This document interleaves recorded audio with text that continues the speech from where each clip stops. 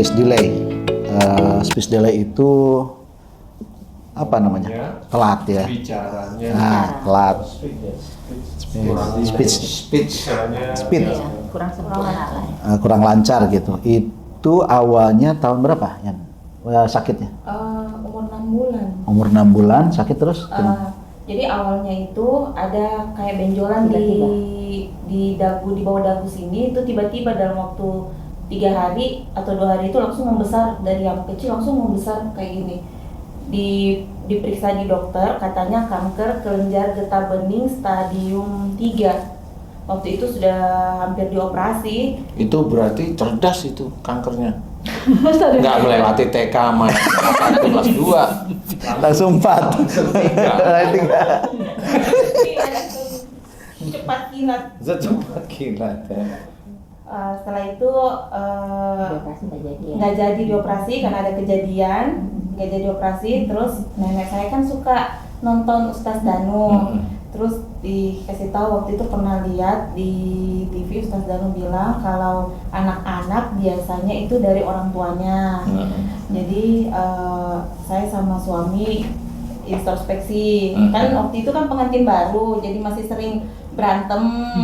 Namanya pengantin baru kan. Saya baru pengantin baru malah seringnya berantem. Pengantin baru tapi udah punya anak ya? Ya ceritanya baru. Baru 2 tahun. Belum 2 tahun nikah. Oh belum 2 tahun. Iya, jadi masih menyesuaikan lah, masih sering berantem gitu. Jadi waktu pas dikasih tahu, jadi kita sama-sama ini apalagi introspeksi gitu. Jadi saling maaf-maafan, minta maaf, dan masya Allahnya itu tidak sampai 2 minggu benjolannya itu hilang sendiri. Oh alhamdulillah. Iya, sampai detiknya sudah alhamdulillah masya Allah itu sudah tidak pernah lagi. Cuman itu mungkin efeknya, entah efeknya ya atau jadinya anaknya speech delay. Jadi dia telat sampai saat ini pun dia masih belum terlalu lancar bicara walaupun dia sudah bisa sedikit-sedikit. Lancar bicara itu atau papa, mama, ibu, bapak pergi seperti itu atau gitu? Kalau untuk sekarang sudah bisa bicara, maksudnya kayak bilang mami, Daddy. itu kalau mau apa juga bisa. Cuman untuk umurnya dia 11 tahun itu Tidak sama seperti yang lain. yang lain ya, gitu tidak ya. bisa merangkai kalimat gitu, belum lancar merangkai Tidak kalimat. bisa merangkai kalimat ya. Jadi kalau saya mau pergi ke pasar, dia tuh nggak, dia langsung gini. Itu umurnya pasar. berapa umurnya? 11. Oh, saya mau pergi ke pasar tapi dia Dia langsung langsung pasar ke gitu ya. langsung tujuannya saja. Oh, gitu ya. Karena dia tidak bisa mengungkapkan apa yang dia mau, maksudnya sampai ke sana itu dia nggak bisa. Oh, Nggak sempurna, belum sempurna. iya, tadi ada kata dokter ada kelenjar getah bening yang stadium 3 itu bisa saya ceritakan. Memang kelenjar getah bening bisa aja. Udah dibiopsi belum? Belum ya waktu itu. Biopsi. Waktu itu udah dibiopsi. Dokter bilang itu stadium 3. Iya. Oke. Itu biasanya memang kalau itu langsung kempes dalam waktu kurang dari 2 minggu, biasanya ini hanya pertempuran suami istri yang pertempuran pakai mulut. Gitu. Pengantin baru tapi pakai mulut gitu. Belum pakai ini ya. Kalau Pak Cici dulu enggak. Pakai pentungan satpam. Sama grill ya. Jadi itu marahan gitu ya, berantem lah beneran. Nah, itu yang menjadikan nanti berantem itu bisa sehari 2 hari itu nggak ngomong kayak gitu, nyimpen marah ya. Alhamdulillah nggak bisa aja, nggak minta bisa. Ya itu yang kanker kelenjar getah beningnya insya Allah seperti itu. Karena kalau kanker kelenjar getah bening munculnya bukan dari pertempuran suami istri, tetapi adalah orang tuanya itu menyimpan marah dengan orang tuanya lagi. Itu susah. Itu tidak dalam waktu 2 minggu, itu susah sekali. Butuh waktu yang agak banyak, pengertian, kemudian hormat kepada orang tua, sayang pada orang tua, kata-kata dipilihkan kata-kata itu yang baik. Jadi seperti itu. Tetapi kalau itu dalam waktu 2 minggu langsung kempes atas izin Allah, berarti itu Gesekan. Gesekan suami istri yang biasa, cekcok lah terus, marah disimpan diam. Nah, speech delay-nya ini sendiri, ini ada 2 kemungkinan. Kemungkinan itu kata-katanya itu kan nggak bisa merangkai langsung menuju ke titik. Nah, biasanya ada salah satu orang tua si adik, entah Mbak Yana atau suami, saya nggak mau nyalahin, tapi ini kita koreksi. Muhasabah itu seperti ini. Jadi muhasabah sendiri itu orang susah, karena orang itu relatif tidak mau melihat salahnya. Dia yang biasa dia lihat itu kesannya adalah kehebatannya. Salah itu jarang. Nah, kalau ketemu sama saya, memang saya selalu menganjurkan salah kita itu harus kita ketahui, karena namanya salah harus kita ketahui itu nanti urusannya dengan tobatnya kita kepada Allah Ta'ala. Kalau persoalan apa yang sudah kita kerjakan itu tidak perlu kita ketahui dan tidak perlu kita ingat-ingat. Secara kita ngerjain itu baik, niatnya karena Allah Ta'ala, lepas. Karena kalau kita ingat-ingat nanti jadinya ujub, riya, sombong itu muncul terus di kita. Seperti menolong orang itu berhasil, udah nggak usah diingat-ingat gitu. Nanti kita bisa aja bilang orang itu berhasil dulu saya tolong. Nah, itu tidak boleh. Itu langsung kita merasa kita itu Tuhan. Jadi nggak boleh, ya. Nah, speech delay itu satu yang tadi saya lihat dari ceritanya Mbak Yana ini adalah kalau dia berbicara langsung menuju ke inti lah. Kasarnya seperti itu.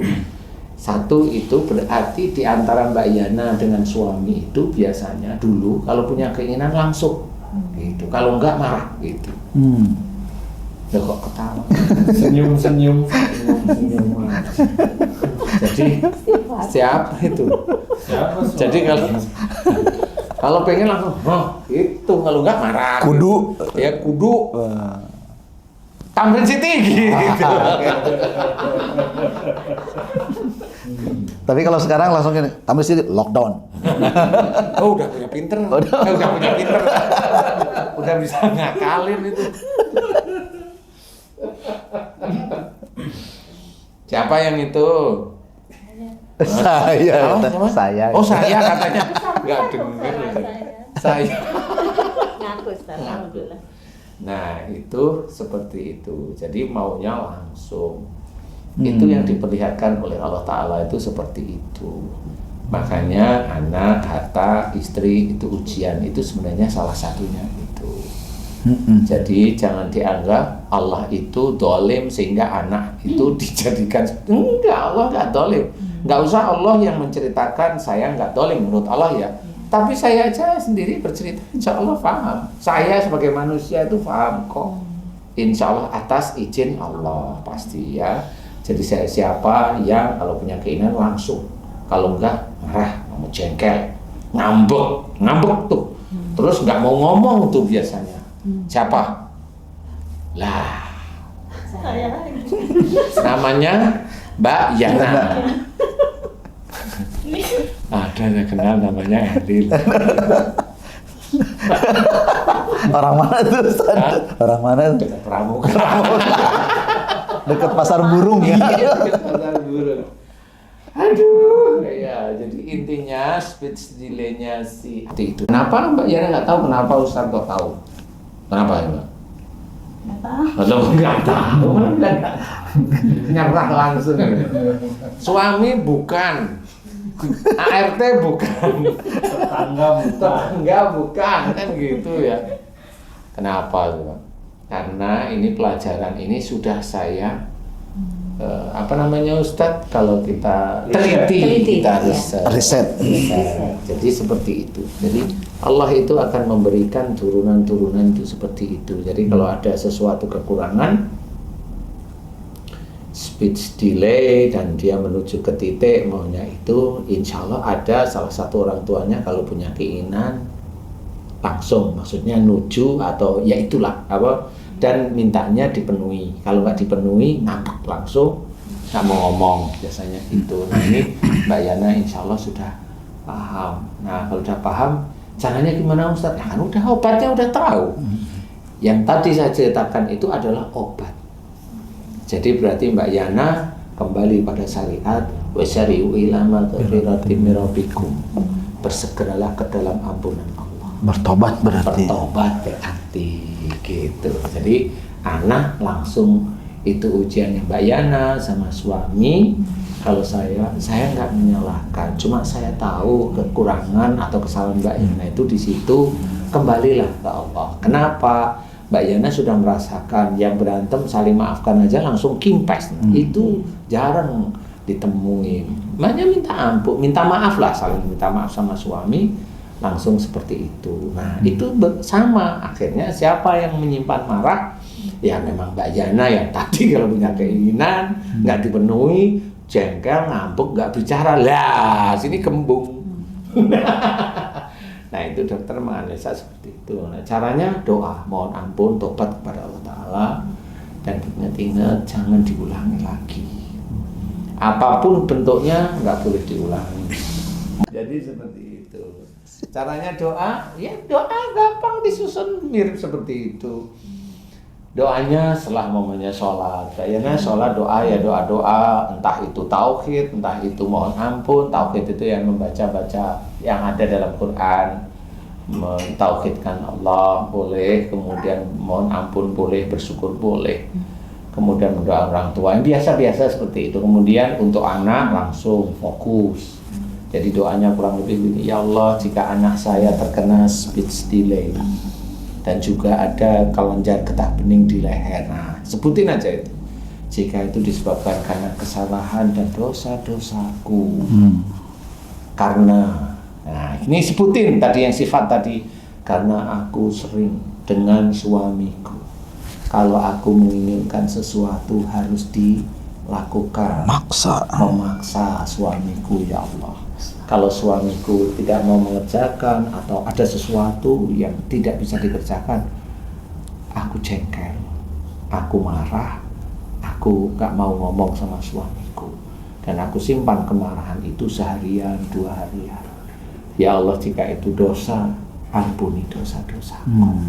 Astagfirullahaladzim, astagfirullahaladzim, astagfirullahaladzim. Seperti itu, khusyuk, ditenangin hati, kemudian juga harus serius seperti itu. Kenapa? Karena ya namanya anak juga buah hati yang pasti disayang lah sama Mbak Yana, nggak mungkin anak dibiarkan. Nah karena ini Mbak Yana sudah paham bahwa anak ini disayang Mbak Yana, akhirnya Mbak Yana nanti sampai di rumah minta maaf sama suami agak lebih intens kayak gitu. Suami juga sama, nanti juga saling maaf lebih intens.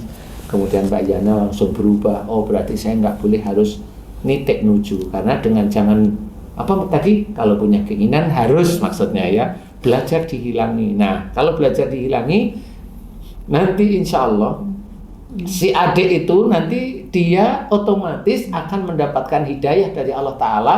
Nah di situ mulai, oh iya saya nggak boleh ini. Kemudian kalau saya jengkel nggak boleh ngambek berhari-hari, tidak boleh. Kalau bisa jengkel sekali, istighfar, minta maaf sama suaminya. Ini nanti akan diselesaikan oleh Allah Ta'ala dengan cepat. Kemudian doa setiap saat untuk si adik, serius seperti itu. Nah inilah orang tua yang betul-betul mencoba mendidik diri dan anaknya ada di jalan Allah. Dengan begini kan mulai paham, oh kesalahan saya di sini, oh kesalahan saya di sini. Sebenarnya itu cara Allah itu menyampaikan kalam-kalamnya itu kepada manusia seperti itu.